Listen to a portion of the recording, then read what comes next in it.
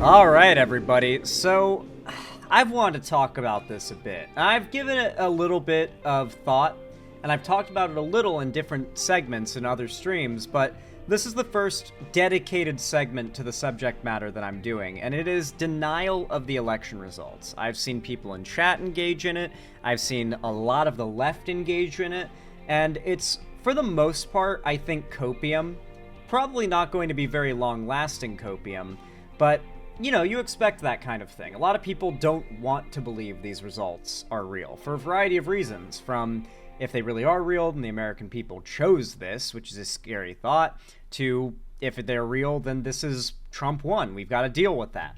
And it's an unpleasant thought, and a lot of people don't want to accept it, and so accusations that Trump must have cheated to win the election have become really common.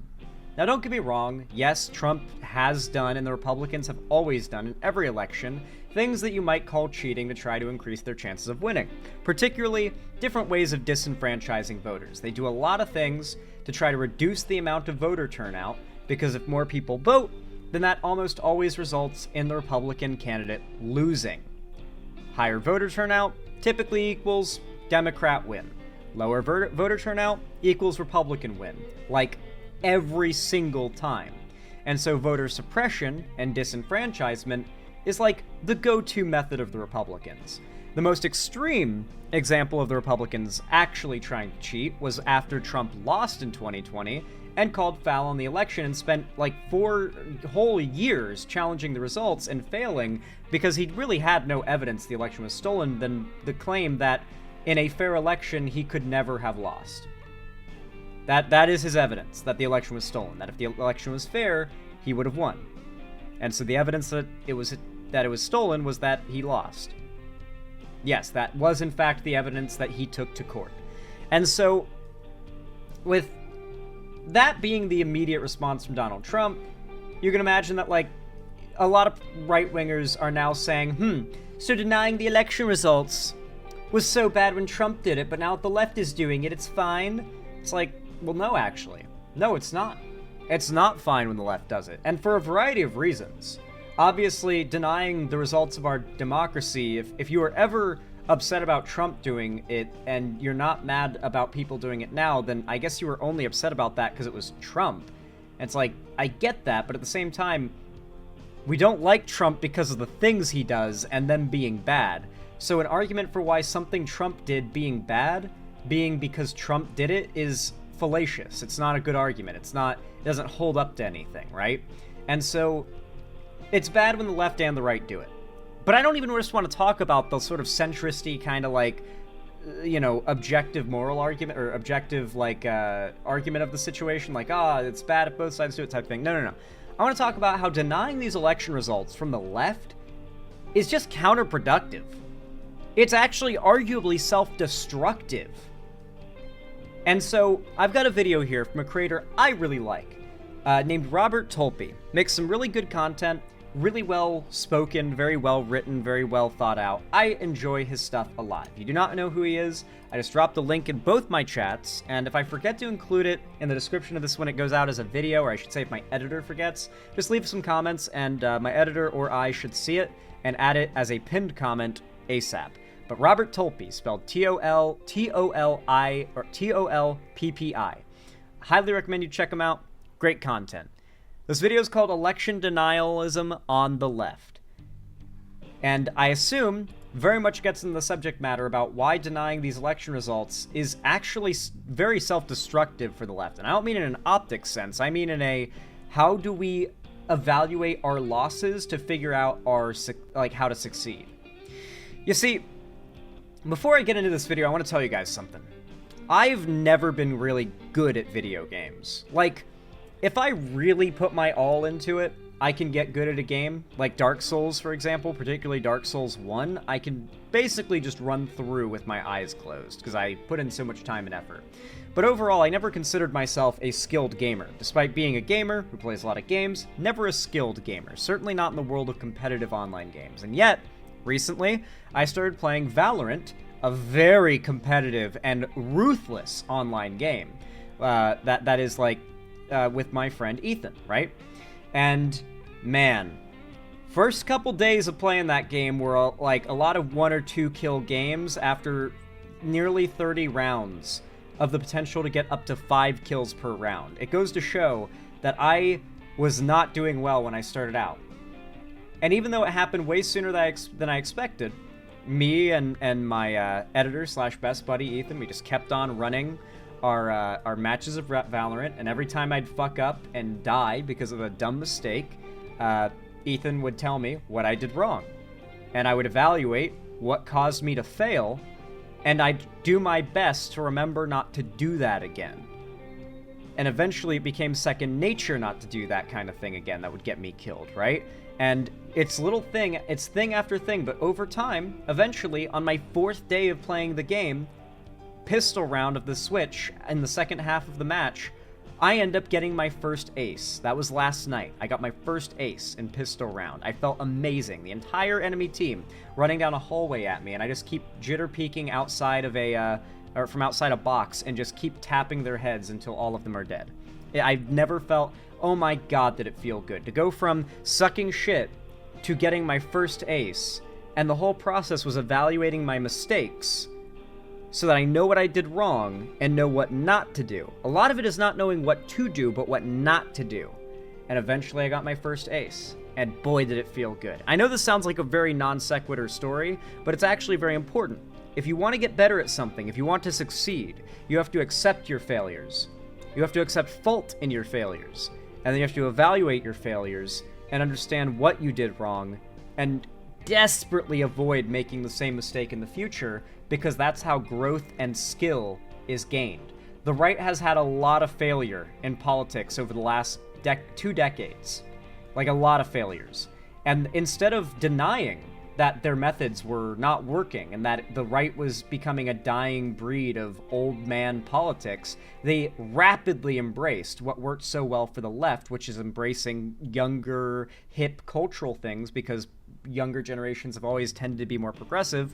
They tended to have so much influence. So they heavily leaned into the what's up fellow kids thing for like over a decade, and now we are where we are now with Gen Z. So I think it's very important that we don't, like, someone raging, like saying, oh no, I died because of lag, bro, I died because of lag, I didn't do anything wrong there, I'm good, I'm the best at the game, I'm so good at the game, I did nothing wrong, and it was just lag. You know, instead of saying that, you say, okay, so why did the people vote for Trump? Oh, the economy? Why did people think Trump would be better for the economy? Oh, he promised that he would use tariffs to make everything cheaper. That's not a thing. Okay, so the American people were fooled by Trump into thinking that his economic policy would be good for the economy, and that was enough for them to vote in mass for him. Okay, so it was the economy stuff, and it was a lie, too. So clearly we have an issue of messaging with people. We can't reach people to tell them what Trump told them was a lie, and Donald Trump's messaging, despite how overtly hateful it was, the economy angle was so successful, it pulled people who would otherwise be offended by what he was saying towards voting for him, because they're so desperate to line their own pockets. You gotta learn. We gotta learn from our mistakes. Anyway, let's watch this video, learn about the left doing election denial, and how it is not helping us, because that's how I would explain it. I want to hear how Robert Tolpe explains it. Baseless conspiracies about this year's presidential election have spread all over social media. They claim that unseen, nefarious forces tampered with the results of the election. People believe it was stolen, calling into question the legitimacy of the president-elect's win against their opponent. If these claims sound familiar, that's because they echo the sentiments of the crazed mob that stormed the Capitol on January 6th, 2021. Only this time they come from the left, rather than right-wing MAGA Republicans. The same group criticizing these right-wing Trump supporters for being crazy have become the crazy ones. But how did we lose the plot here?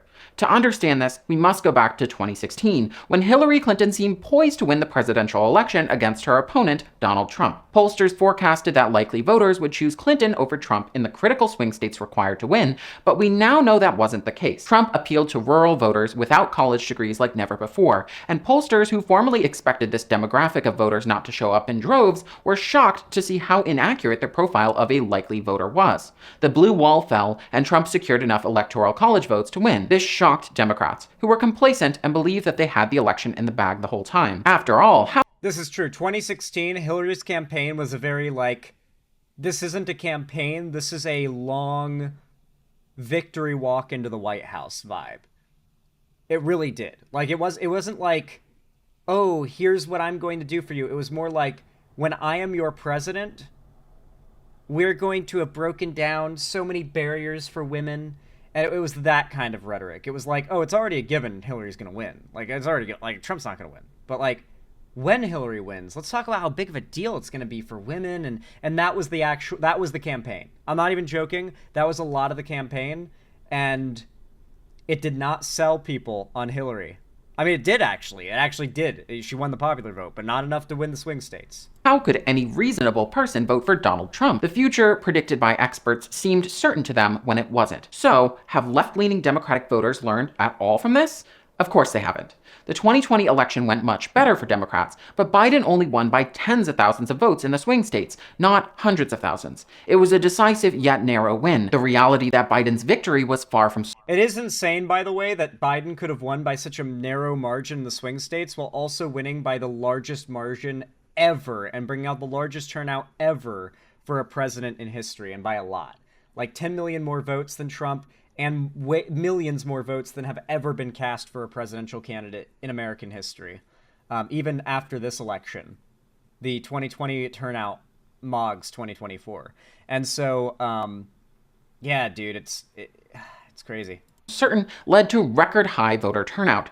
Trump denied losing the election, of course, claiming victory early on in the night before all the votes were counted. He spread baseless conspiracies about well-established and safe practices such as voting by mail and cast doubt on the accuracy of voting equipment, and people believed him. Convinced that they could change the election outcome, they stormed the Capitol while the Electoral College votes were being counted. Of course, nothing came of it. Their claims were baseless. Those on the left mocked this group who claimed the election was stolen, insulting their intelligence and questioning how anyone... Would you say Kamala made the same mistake as Hillary? Honestly, no, Richland Geldenhuys. I would guess that's going to become a really popular talking point in future years, but it's just not true. And people will memory hole what actually happened. Harris campaigned pretty hard, and the further I get from the election, and the more that I stew on it, the more I feel that either the Dems were fucked and could never have won, or Biden was the only one that could have won. You got to remember, Biden did win the primary. He was incumbent, so it was basically just a non-existent primary, as people like to say, but he was the more popular decision. He was still popular enough among the party that he was the candidate going in before he was ousted, and Kamala took his place. It was very much like an ousting. It wasn't like it was a dirty move. Like what happened with Biden and what the Dem Party did to him was not like oh, you know, we're just it was very dirty. Like they ousted him. They straight up said like, we are taking you off of the ticket. We are revoking the entire DNC support for you as the candidate, and we are putting it behind Kamala 100 days out from the election. They straight up said, like, if you will not drop out, we will force you out. And they did that. Much to the thunderous applause of anti-Biden Dems, who were already not going to vote anyway, for the most part, because they were anti-Biden. And, you know, let's be real. The people who voted for Biden were at least willing to, like, look into what he was getting done for the most part. It really feels like the majority of people who spent the entire last 4 years shitting on Biden probably didn't vote for him. Probably didn't vote at all. And so that's the vibe I get, at least. Maybe just vibes. And so, yeah, man, it's like, I don't know, man. I don't know. I genuinely, I think Kamala did a good job. I think either Biden would have been the one that could have taken it. If anyone could have won, I think it would have been Biden. But frankly, I think more likely than Biden being able to win the election, no one Dem could have. I think that Trump's rhetoric relied so much on the infallible stupidity of the American people. And when you bank on the stupidity of the American people, you win every time. And Trump banked on the American people's stupidity, and like a divorcing couple promised the kids that if they choose him, then they'll get ice cream for dinner and no bedtime every night. And they chose that, because of course they did. one could be so foolish to believe in misinformation and conspiracies. They, of course, thought they were more intelligent and would never stoop to believing factually incorrect social media posts like those on the right, unwilling to learn from the mistakes of the Democratic Party in 2016, and too arrogant to think they'd believe anything as outlandish as the conspiracies proliferated by right-wing election deniers. Many on the left went into the voting booth believing that Harris would win. I don't have to guess why, as I have the pleasure of being on the side of social media that fed into these beliefs. I want to show you what was showing up on my TikTok For You feed before election night. Why? Even I fell for this idea that, like, leading up towards the election, and maybe this was good rhetoric, but it wasn't long enough. I actually worry that this could be a case where the left actually did strike the nail on the head with the kind of rhetoric that could work well for it, but because the Kamala Harris campaign started 100 days out from the election, it just wasn't enough of a good thing, right? I think the whole, like, look how low energy Trump's rallies are. Look how low energy Trump is. Trump is struggling to get his own crowds to cheer. That rhetoric was actually really good, I think. I know it didn't win us the election, but there are other circumstances that I think would have lost us the election regardless. But that particular talking point, I think if Biden had used that talking point as much as Harris did in 2020, he might have won by even more votes. Legitimately. I think that was a really good strategy from the Dems, was like the jabbing and personal attacks at Trump's ego, and the talking about how Trump is losing steam with his own followers was a good talking point. I don't think it spurred people to not go out and vote. I don't think it did. I think that despite that good thing, there wasn't enough of it, and enough people were always going to turn out for Trump to swing it because of the rhetoric he was using and what he was promising. Wildly optimistic predictions of a Harris win, with every swing state and, in one man's map, Florida and Texas turning blue. Of course, I wanted to believe these predictions were accurate, but my reaction to maps like that guy's was, oh honey, bless your heart, but that's not going to happen. These predictions did not align with the mainstream view of pollsters at the time, who said that either candidate had an equal chance of winning. Despite the mainstream view, TikToks latched on to outlier polls like Ann Seltzer's Iowa poll, showing Harris had a significant lead over Trump in a deep red state. They pointed to Alan Lichtman's prediction that Harris would win as well, as he accurately predicted both Trump and Biden's win in the two previous election cycles. We would later learn that the predictions of these storied pollsters and election forecasters were wrong. Trump won decisively, securing a victory in the Electoral College and the popular vote. In hindsight, was this really hard to predict? We all saw the rise. The reality of it is no one should ever take the value or take value from pollsters and predictors of any kind for anything more than speculation on how the election could turn out as like personal preparedness for the results. Because you got to recognize, even then they could be wrong, but even if they're right, what does that change? You still have to actually come out and vote to make those results real. And so, like, I don't know. I think that, like, outside of very specific circumstances, trying to predict election results is useless for most people. Because what, are you trying to see if your candidate is super likely to win so you don't feel like you have to go out and vote? Or are you seeing if your candidate's super unlikely to win so you feel like you don't have to go out and vote? Are you trying, like, what is the goal there?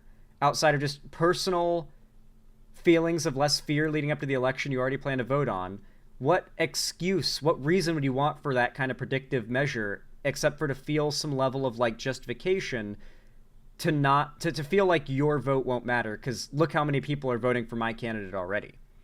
That is something I don't like about that predictive stuff. It feels like it's only there for people that want to be able to say, oh, look, everyone else has got it taken care of. Rise of every ism and phobia on the internet, people felt increasingly comfortable with being bigoted in public. Moreover, people blamed Biden for every economic woe, and it was clear they'd gladly sacrifice the rights of marginalized people and their own rights for No, Annie Parker, Kamala trying to appeal to Republicans wasn't even a thing. The closest to appealing to Republicans was the border bill, which was one of the most popular, like, policies that the Dems have put forward in our government, and the Republicans blocked it because it's so popular they wanted to make sure Trump could do it instead. No, that is not what lost Kamala the election. It was not like not appealing enough to the Dems. What lost Kamala the election is that Trump, through lies and deception, overpromised to the working class with hardcore working class rhetoric. And mind you, that is not a progressive thing. Being pro-working class is no longer the lefty thing in America anymore. Rhetorically, being pro-working class is what you have to be to win elections. And it's a matter of, can you spin people to be pro-working class in a lefty way or a righty way? Do they think that tariffs and destroying the IRS will be pro-working class?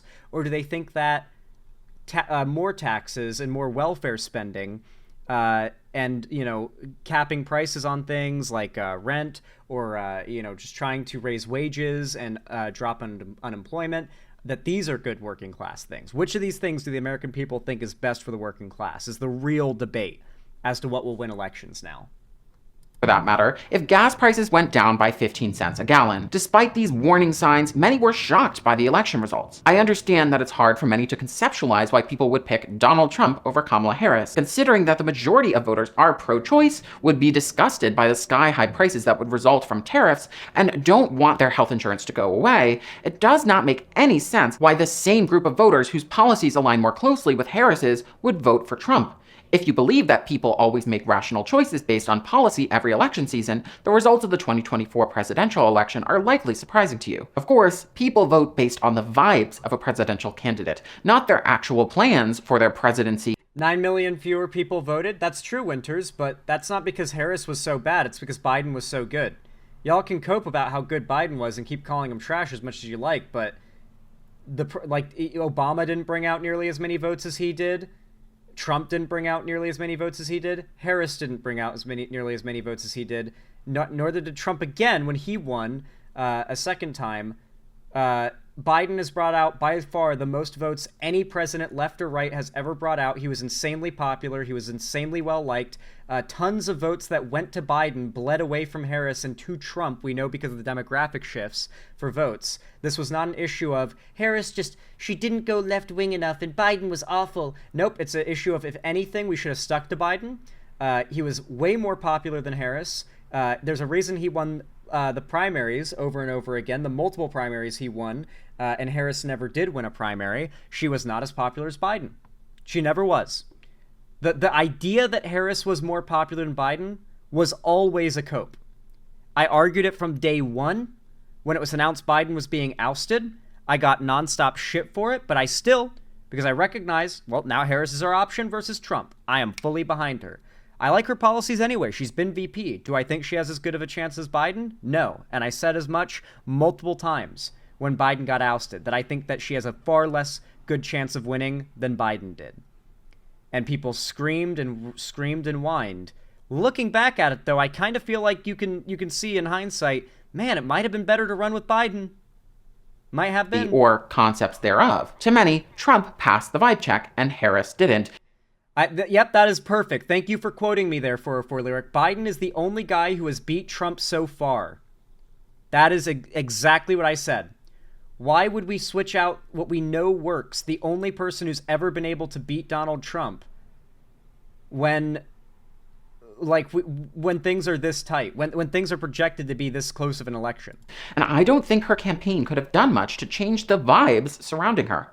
In an elegant speech, Harris conceded the presidential election, but many of her supporters online were unwilling to give up the possibility of a victory against Trump. There were calls for recounts, as if counting the same ballots could flip multiple swing states, and whispers that the Harris campaign had some kind of trick up their sleeve to flip the election outcome. It's all just vibes. Vosh, who was mad about Joe continuing to run and happy about Kamala running? Exactly.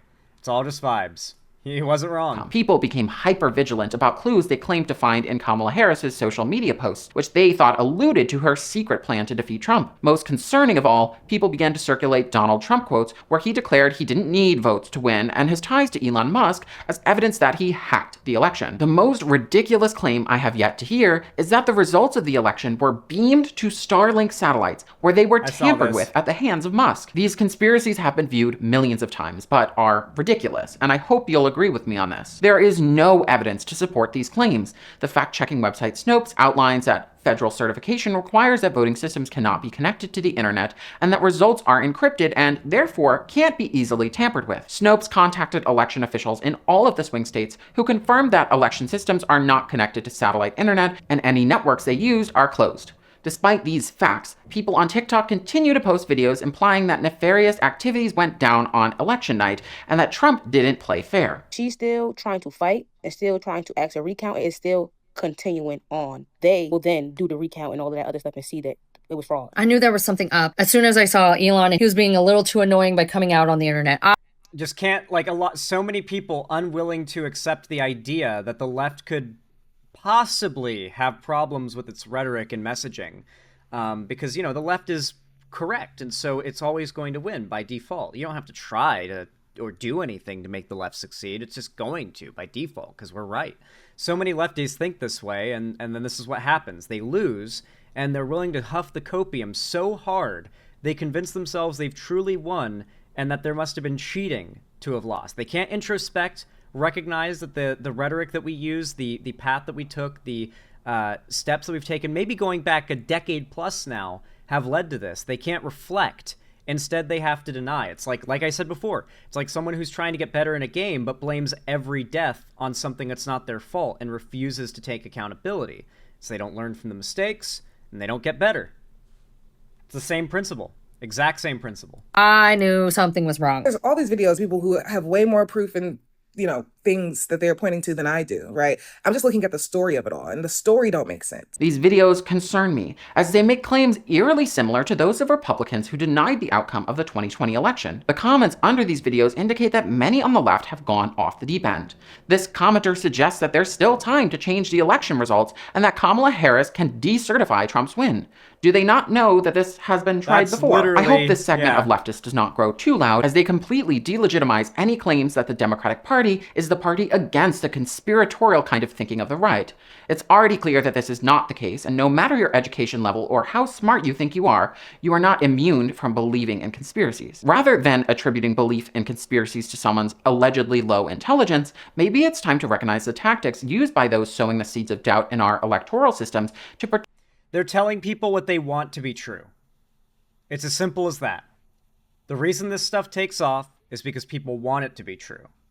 And so people tell them it is in a way that's like, whoa, something I want to be true is being told to me is true by someone who at least puts, like, there's some budget or effort put in to some, like, content talking about it. That's all it takes, and people will immediately jump on board. It has to be something they want to be true. Young men coming out of a rejection or a bad breakup want it to be true that women are these awful bitches who are just using them because that's how they feel. And they want other people to believe that is the case and to relate to them and to feel how they do, to talk how they do, to talk with and relate to. And that is how a community, like the incel community, gets born, for instance. Because they want it to be true on an emotional level. Protect ourselves against misinformation. I hope you enjoyed this video and took it to heart, and that you're having a better week, as last one was pretty rough. Bye-bye. True! Thank you, Robert Tolpe, for a fantastic, fantastic video. I really do love their content. It's really top tier. I highly recommend you go check out this channel. It's fantastic. It's great. Highly underrated, as most progressive content is on YouTube. And hey, if you liked this video and you liked Robert Tolpe's, consider dropping a like. It really does help a lot. Every single thumbs up on my videos and my streams is like telling YouTube to, it's like casting a blue ballot, telling YouTube to push my content in the algorithm to more people so that YouTube actually knows what to do, whenever I go live, which is push it out to more people. Get it in front of people who might be right-leaning. Maybe they have their minds changed. It would be very much appreciated if you did that. Commenting also helps, and subscribing and ringing the bell icon so YouTube tells you when I go live or upload a new video. You can also follow my social medias linked down below in the description if you haven't already, including my fan Discord, which just in a little bit after stream today, I'm going to be hosting a watch party of the new episode of From. Fantastic show I've gotten so many people in my Discord addicted to. Like, legitimately, it's one of the best shows I've ever seen. Everyone I show it to gets addicted. It's awesome. And then we're going to be watching some more The Walking Dead Season 2. Continuing a little further in, it's going to be a fun time. I hope to see all of you guys there, of course. And finally, if you want to support me directly, financially, to help me keep the lights on and a roof above my head here at the Xander Hall studio, then please consider donating, subscribing, or gifting a sub on my website, xanderhall.com/live, or supporting me financially through YouTube, Twitch, Streamlabs, StreamElements, Patreon, or even buying merch, the Streamlabs link down below. Though regardless of how you support my content, thank you so much for watching as always, and have a good one.